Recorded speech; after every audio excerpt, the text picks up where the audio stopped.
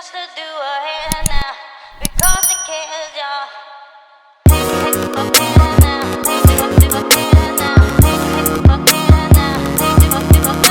Hey guys, welcome back to my channel. Today I'm going to be doing an instant lock tutorial with diamond parts. Of course, we're going to finish that thing off with 2 strands. So in order to go in with my diamond parts, especially for this textured hair, I usually just part the hair in 4 triangles. So I do a triangle in the back, triangle on the sides, and then I do a triangle up top. So in order to like I said, this client has like a looser curl pattern, so this is the easiest way for me. I don't do every technique the same. I had to attack this one a little different because he has looser curls. So I'm going in and I'm parting my triangle with rectangles. So I'm busting them down with rectangles, and I angle it diagonally so that I can get that diamond part shape that my client is looking for, as well as I'm comfortable with. But yeah, so like my client, I did not color his hair. I know y'all probably wondering if I did that color. I did not do his hair or color his hair. I just he went to one of his color friends. He got it done like a month before we started his service. So I wanted to make sure that his hair was healthy enough, his elasticity stayed, and you know, all of the bonds of his hair was together, because I definitely didn't want to go in with a crochet needle and pretty much like tear up his hair. So yeah, that's why I made him do the color first, and then we came back. But yeah, guys, I don't really know what I don't remember what his ethnicity is, but I know that a lot of people that DM me pretty much have this hair, and I usually tell them instant locks is your best bet if you don't really want to worry about unraveling or anything. But you can definitely start your hair off with starter locks as well. Don't be fooled, but it's going to take a while.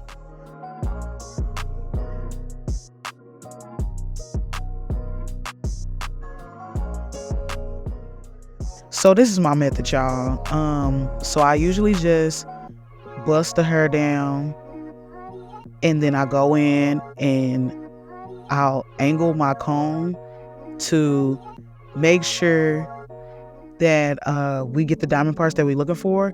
And as you can see here, I took my triple prong crochet needle facing away from me. The size is 0.5 millimeter, and then I just do an in and out motion, and then I twist to the right. You can twist however you want to. You could twist to the left, you could twist to the right. It's just more so to make sure that the instant lock doesn't come out flat. Like, you have to create that roundness when it comes to instant locks, even when it comes to like doing your lock extensions too. So this is the method that I use for my instant locks, just for him. Sometimes I'll change it up as needed. I'm showing my client to make sure that he rocked with the size and the parts, and he loved it. So this, because his hair is so long, and like the straighter the hair, I feel like, from my experience, I'm not saying it's the end all be all, but from my experience, I feel like it takes me a lot longer to do this service than if the person came in with like a 3C, 4A, 4B hair, you know what I mean? So I'm kind of like forcing the hair to kind of like curl up in a way. I don't know if that makes sense, but either way, just stick with me. I'm going to bless you. So I just feel like it take a little longer because there's not as many ringlets. It's more like a wave. So I'm kind of like forcing the hair in a position that is not, I would say, naturally used to like laying in, if you will, because the hair is gonna mat up, but it has its own method. But I'm kind of like manipulating it to be this way. You get what I mean? So This, like I said, it took a little long. I ain't gonna even lie to y'all. It probably took about 8+ hours because like I said, the straighter hair just take a little longer, and he wanted his hair to be full, so we did like a nice amount of locks. And I was real particular on his parts because he was super particular, so it kind of like made me nervous. I ain't gonna even lie, it made me nervous, so I took a little extra time to do some detail work, and then I made sure that his hair was like straight. So if you are doing instant locks, I need y'all to have a reclining chair for these folks. This process took so long, my legs could have fell off. It was like almost, I would say this is probably like the second longest appointment I've ever had in my life. The first long appointment I've ever had was, it was like, what was that? 22 and a half hours. I don't even want to talk about it. I'm getting PTSD. Either way, let me get back to how to do these instant locks. So, like I said, I'm gonna bust it down for y'all one more time. I'm gonna do it in the most, I guess, most easiest way to understand how I do my method. So, there is no back combing involved in my process. I'm not saying you can't do that, but that's not my method. My method is section of hair, section it again, in whatever the client wants the parts to look like. After that, I take my triple prong 0.5 millimeter crochet needle, hooks facing away from me. Never take your eye off that needle.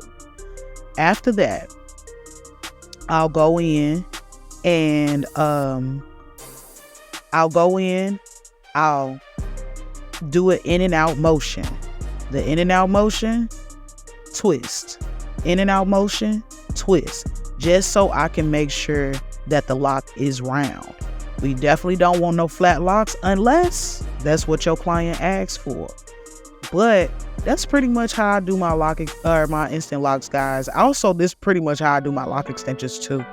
I just start off with an instant lock, and then after that, I follow up with the with putting the lock extension in with the double prong. So yeah, I hope I made sense, but my client still has these locks in to this day. They look so good. The hair does thicken up after a while. All you doing is pretty much skipping the whole like 6 months to a year locking phase. You're not skipping the budding phase, so the budding still does happen, and his locks look like really good. So after I do my instant locks, my favorite thing to do is wash the hair.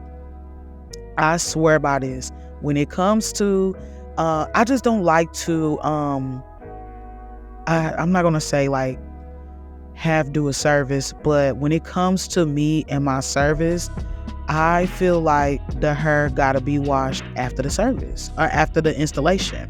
So y'all already know what I went in with. My honey cream shampoo with Design Essentials. He already had a protein treatment. He already pretty much his hair was clean and everything, but I still wanted to go in with a wash, but I didn't want to compromise his color.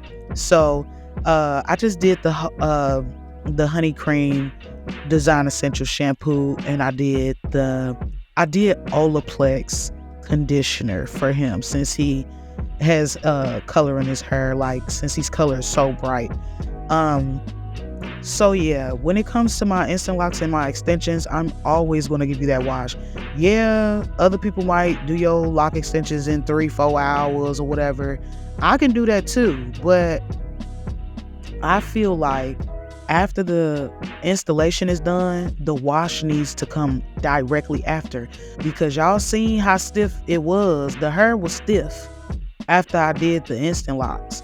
And then when I put the wash on it, it just give like that natural flow. Like it just be looking so raw. It looked like right after I did some natural locks. You know what I mean? Somebody's locks that was locked for like maybe a year and some change. Like even though it's not as full, it's probably full now that I think about it. This happened like earlier this year, but it's probably full now. But I'm just saying, like, it it gives like that nice flow. It don't be stiffiana. Like you ain't gotta wait a couple days or throw some water on it and be like, well, I hope it don't be like this for the rest of the time. You know what I mean? So that's pretty much my process. And you already know my clients love the 2 strands. Okay, I know y'all probably 2 stranded out. I'm 2 stranded out, but I got some more content on the way where it ain't just 2 strands, but I kind of just wanted to let y'all know how to do these instant locks, man. I hope I made sense.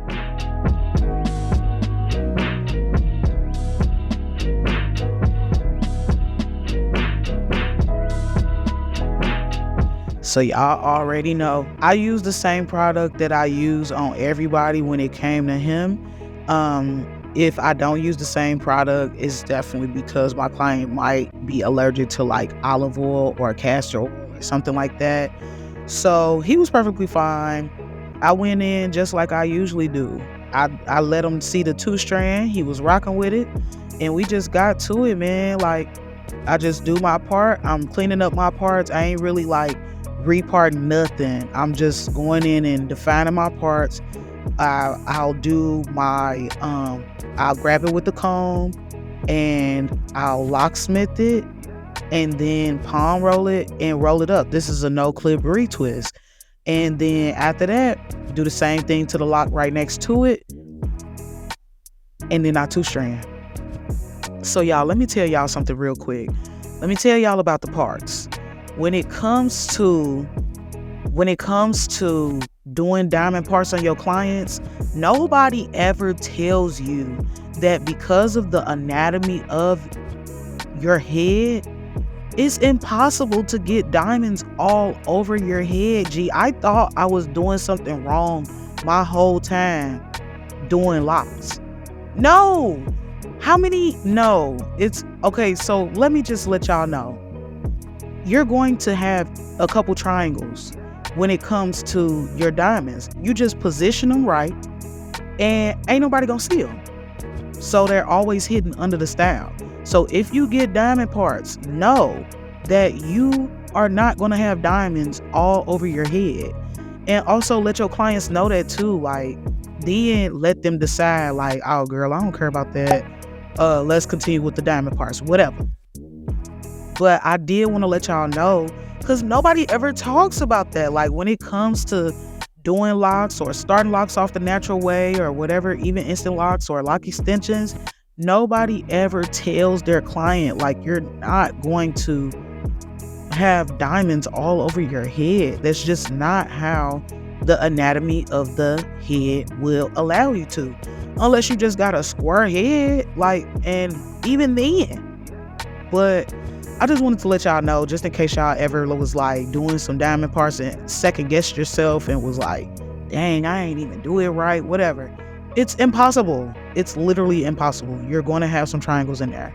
Just make sure you position it correctly to where when the other people see it head on and everything, it just looks smooth. You know what I mean? So I know I've been talking a lot, but I just wanted to let y'all know, like, nobody told me and I had to figure it out on my own. So let me let y'all know, the stylist that's up and coming, I want to let y'all know, take your time when it comes to these diamond parts, and you gonna have a couple triangles, and it's okay. It is okay. But yeah, so this is how I do my 2 strands, y'all. Like I said, I know y'all probably 2 stranded out, but hey, just master them. I'm putting them out there for a reason. Once you master these 2 strands, I promise you, 2 strands is pretty much in every style. 2 strands in burls or spider braids, however you want to call it. Literally the base of most of your styles that you see on Instagram, TikTok, whatever.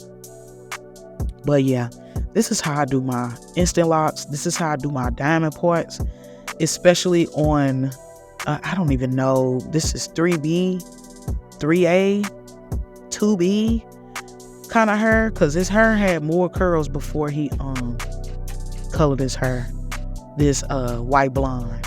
But it looked good though. He looked clean.